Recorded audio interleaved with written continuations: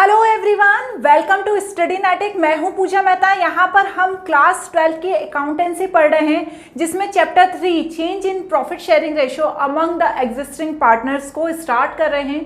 ये तीसरा चैप्टर है अकाउंट्स का। इसके जो पहला और दूसरा चैप्टर है उनके मैं वीडियोस बना चुकी हूँ। टीएस ग्रेवाल की न्यू एडिशन की बुक के सभी एक्सरसाइज के सॉल्यूशंस भी सॉल्व करा चुकी हूँ। यदि नहीं देखे हैं तो मेरी प्लेलिस्ट में चले जाना और देख लेना। यहाँ पर ऐसा नहीं है कि मैं सिर्फ थोड़ा थोड़ा ही पढ़ा रही हूँ, हर चैप्टर को मैं कंप्लीट करा रही हूँ। यदि आप मेरे साथ जुड़ेंगे तो आपको इसकी मैं पीडीएफ भी अवेलेबल कराऊंगी। हम यहाँ बहुत जल्दी इसकी टेस्ट सीरीज भी लेकर आएंगे, तो आप मेरे साथ जुड़कर पूरा अकाउंट्स का सिलेबस कंप्लीट कर सकते हैं। आज यहाँ पर मैं नया चैप्टर स्टार्ट कर रही हूँ। इस चैप्टर का आज मैं इंट्रोडक्शन पार्ट बताऊंगी। इसके 2 पार्ट बनाऊंगी मैं इंट्रोडक्शन के। फिर जो नेक्स्ट पार्ट होंगे उसमें हम टीएस ग्रेवाल के एक्सरसाइज के सॉल्यूशंस करेंगे। सभी क्वेश्चंस के कंप्लीट सॉल्यूशंस को देखने के लिए मेरे साथ जुड़े रहिए और मेरे चैनल को सब्सक्राइब जरूर कीजिए। तो चलिए स्टार्ट करते हैं, समझते हैं कि क्या चीज है change in profit sharing ratio. देखो, change in profit sharing ratio को पढ़ाने से पहले मैं आपको थोड़ा सा इसका इंट्रोडक्शन बता देती हूं कि क्या होता है change in profit sharing ratio. तो ध्यान से समझो, change in profit sharing ratio partnership form में, क्योंकि ये जो हम पढ़ रहे हैं पूरी जो हमारी क्लास 12 की फर्स्ट बुक है उसमें जो अकाउंटेंसी है वो पार्टनरशिप फॉर्म से ही रिलेटेड है। तो यहाँ पर जो पार्टनरशिप है वो क्या होती है, 2 या 2 से ज़्यादा लोगों के बीच होती है।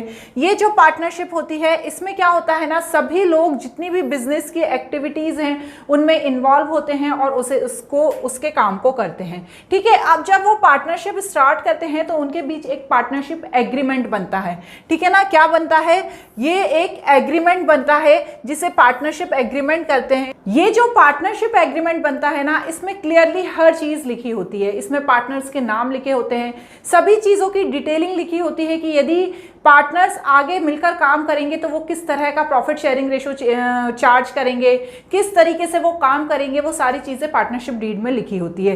लेकिन कभी कभी क्या होता है, जो पार्टनरशिप डीड में लिखा होता है उसमें पार्टनर्स कुछ चेंजेस करना चाहते हैं।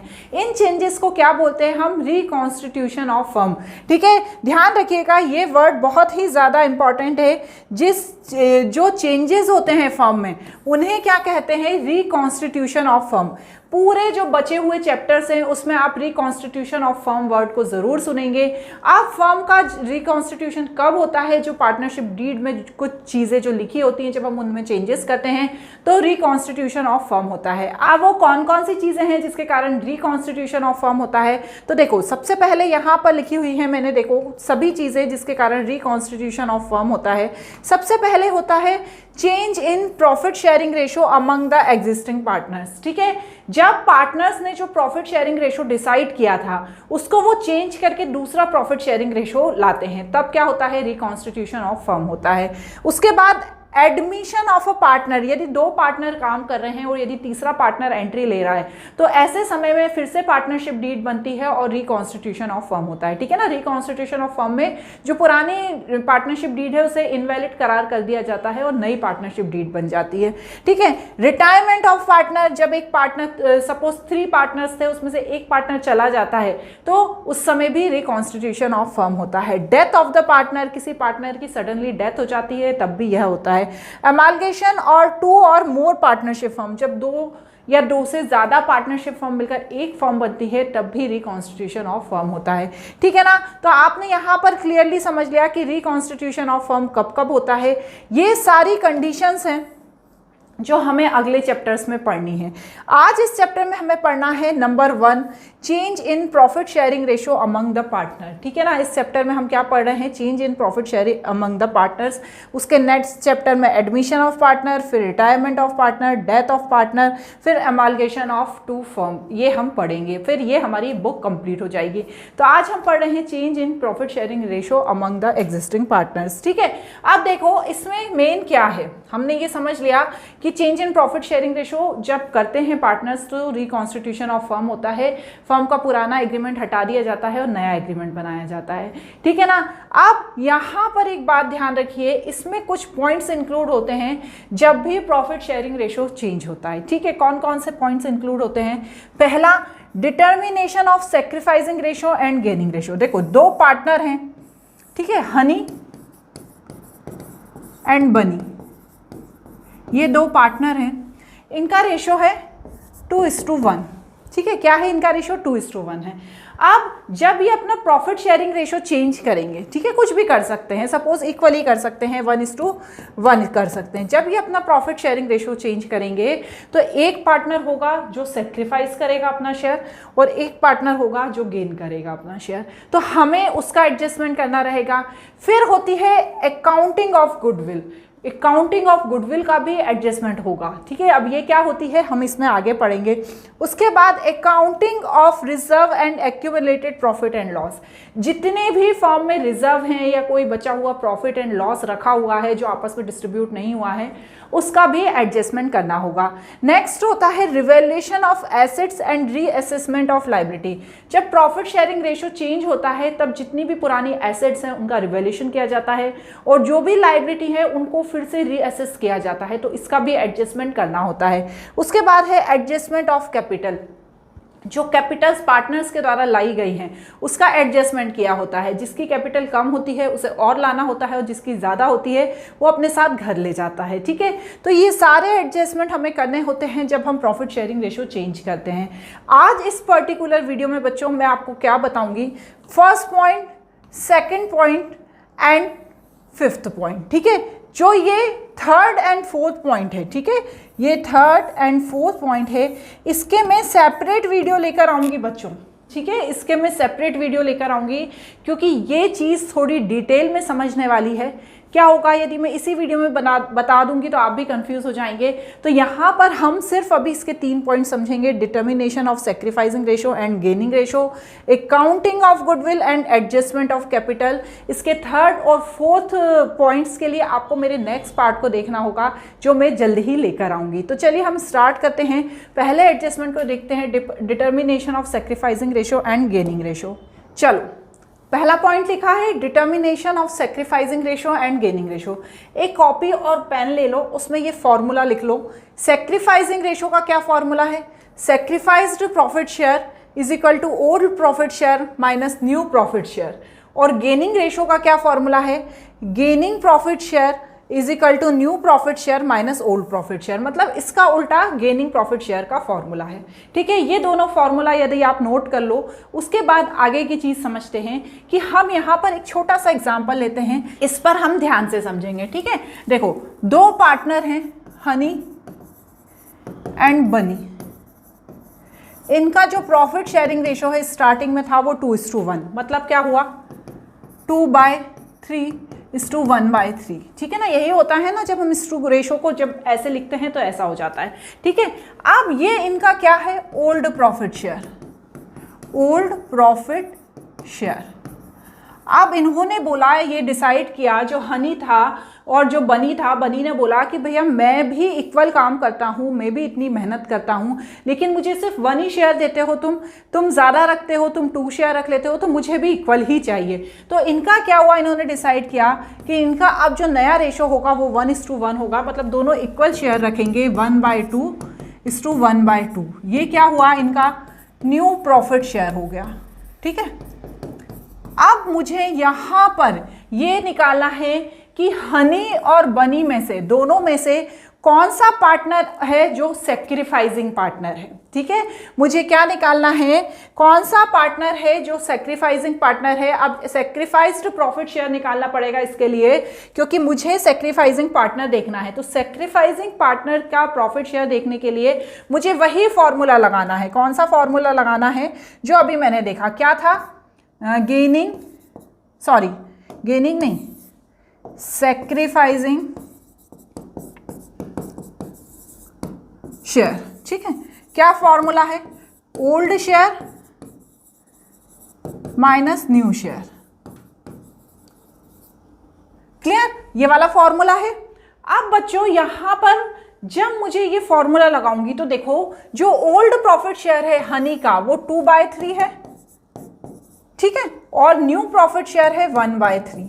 ठीक है ना, ये न्यू प्रॉफिट शेयर है, 1/2, ये न्यू प्रॉफिट शेयर है। अब जब मैं इनका एलसीएम लूंगी तो 6 आएगा, यहाँ 4 आएगा, यहाँ 3 आएगा, यहाँ पर आ जाएगा 1/6। आ गया, सिंपल एलसीएम लेना है, ठीक है, कुछ भी नहीं करना है, सिंपल एलसीएम लेना है। तो मैंने यहाँ पर एलसीएम ले लिया, 1/6 आ गया।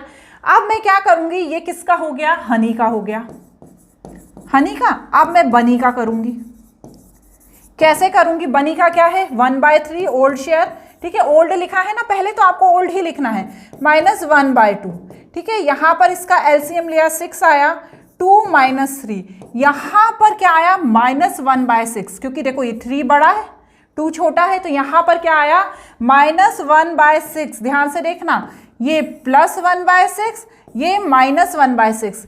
यहाँ पर हमेशा ध्यान रखना, जब भी माइनस में आता है जिसका भी नाम, ठीक है, बनी का नाम आ रहा है माइनस में, तो ये कौन हो गए हमारे बच्चों, ये हमारे हो गए गेनिंग पार्टनर, ठीक है। ये कौन है हमारा, गेनिंग, और ये क्यों है, ये है सेक्रीफाइसिंग, ठीक है। ये रूल है, जो माइनस में है वो है कौन है, गेनिंग पार्टनर, ठीक है। ये गेनिंग की स्पेलिंग सही लिख देती हूं मैं, वो कौन है, गेनिंग पार्टनर, और ये है सेक्रीफाइसिंग पार्टनर। तो अब मुझे पता चल गया कि मेरा गेनिंग पार्टनर कौन सा है और सेक्रीफाइसिंग पार्टनर कौन सा है। तो गेनिंग कौन है, बनी, क्योंकि जब उसको पहले 1 शेयर मिलता था, अब 2 जिसको मिलता था वो सेक्रीफाइस कर रहा है, ठीक है ना, क्योंकि उसको अपना 2 वाला शेयर देना पड़ेगा, किसको, अपने बनी को, क्योंकि वो सेक्रीफाइस कर रहा है। क्लियरली दिख रहा है कि हनी है सेक्रीफाइसिंग पार्टनर और जो बनी है गेनिंग पार्टनर। तो बस यही कहानी यहाँ पे बताई गई है कि positive difference mean sacrificing partner and negative difference mean gaining partner. देखो ये वाला जो नेगेटिव है, ध्यान रखिएगा, जो नेगेटिव है वो गेनिंग है और जो पॉजिटिव है वो सेक्रीफाइसिंग है। समझ में आ गई ये बात, बस यही इसमें बताया गया है। इस तरीके से हम क्या निकाल लेते हैं, इस तरीके से हम निकाल लेते हैं सेक्रीफाइसिंग शेयर।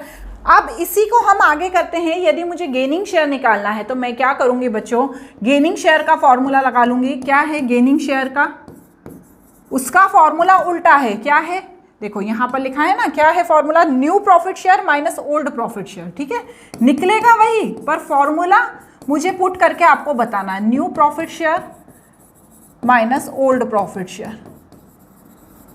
इसमें जो पॉजिटिव है वो कौन है, पॉजिटिव वाला गेनिंग है और जो नेगेटिव है वो कौन है, सेक्रीफाइसिंग है। इसमें उल्टा रूल चलता है, इसमें सीधा ही रूल चलता है। अब ध्यान से देखो यहां पर कितना शेयर है, ध्यान से देखना, ठीक है ना, कंफ्यूज नहीं होना, क्योंकि क्या पहली बार समझा रही हूं तो बच्चे समझ नहीं पाते हैं। अब यहाँ पर न्यू प्रॉफिट शेयर कितना हुआ है, दिया है, देखो नया वाला हमारा है ये 1/2, तो मुझे यहाँ पर 1/2 आगे लिखना है और 2/3 मुझे पीछे लिखना है, ठीक है। यहाँ पे मैंने उल्टा किया था, यहाँ पे मुझे सीधा करना है। जब मैंने इनका एलसीएम लिया तो यहाँ पर 3/4 आया, तो -1/6 आया। अब यहाँ पर माइनस वाला जो है वो क्या कहलाएगा, सेक्रीफाइसिंग ही कहलाएगा, ठीक है। यहाँ पे उल्टा रूल है, यदि आपसे पूछ रहे हैं कि सेक्रीफाइसिंग पार्टनर निकालो तो आपको ये वाला फॉर्मूला लगाना है, लेकिन आपसे पूछ रहे हैं गेनिंग पार्टनर या गेनिंग शेयर निकालो तो आपको सीधा वाला फॉर्मूला लगाना है। बस इसी को यदि मैं उल्टा करती हूँ तो ये कौन हो गए, हनी हो गए। हनी कौन है, सेक्रीफाइसिंग, ठीक है ना, यहाँ पर भी सेक्रीफाइसिंग आ रहे हैं और यहाँ पर ये बनी का यहाँ पे भी मुझे सीधा जो लगाया था उसके अपोजिट लगाना है, ठीक है। 6 कितना आया, 3 - 2 1/6, तो ये गेनिंग हो गए। तो इस तरीके से क्या करते हैं बच्चों, यहाँ पर gaining share and sacrificing share निकालते हैं। बहुत ही सिंपल तरीका है, अच्छे से समझ लिया होगा, आई होप आपने इसको नोट डाउन कर लेना, इसके क्वेश्चंस भी करेंगे तो आप और अच्छे से समझ जाएंगे, ठीक है। अब ये आपने क्लियरली समझ लिया। अब इसका हम सेकंड पार्ट देखते हैं, काउंटिंग ऑफ गुडविल। एक काउंटिंग ऑफ गुडविल क्या होती है, आप क्या होता है, जिस पार्टनर को, ध्यान से समझना जो कह रही हूँ, जिस पार्टनर को प्रॉफिट शेयर अपना देना पड़ रहा है, मतलब जो पार्टनर सेक्रीफाइस कर रहा है, ठीक है ना, यहाँ पर कौन सेक्रीफाइस कर रहा है, जो हनी है ये सेक्रीफाइस कर रहा है। जिस पार्टनर को अपना शेयर सेक्रीफाइस करना पड़ता है, तो गेनिंग पार्टनर, जो ये बनी है गेनिंग पार्टनर, इस बनी को सेक्रीफाइसिंग पार्टनर को गुडविल की वैल्यू देनी होती है।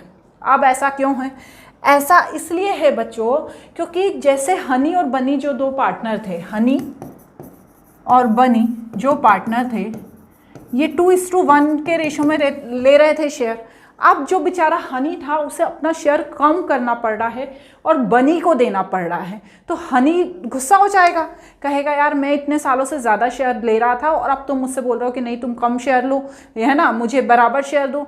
तो बनी उसे खुश करने के लिए, ये जो बनी है ये हनी को खुश करने के लिए उसे कंपनसेशन देगा और बोलेगा सॉरी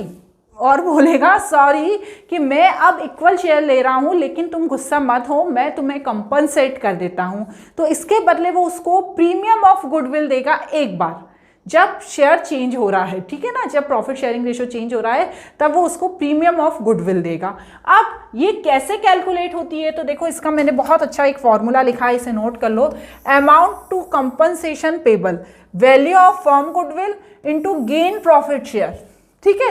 अब यहाँ पर क्लियरली क्वेश्चन में दी होगी, जैसे क्वेश्चन में दी है कि जो गुडविल है उसकी वैल्यू 50,000 है, ये क्वेश्चन में आपको दी होगी कि गुडविल की वैल्यू 50,000 है, तब हमें ये फॉर्मूला पुट करना है बच्चों, और वैल्यू ऑफ गुडविल मतलब ये 50,000 और गेनिंग प्रॉफिट शेयर कितना आया था, देखो यहाँ पे देखा था ना 1/6 जो बनी को मिल रहा था ज़्यादा, इंटू 1/6 करना होगा। तो यहाँ पर हम करके देख लेते हैं कितना आएगा।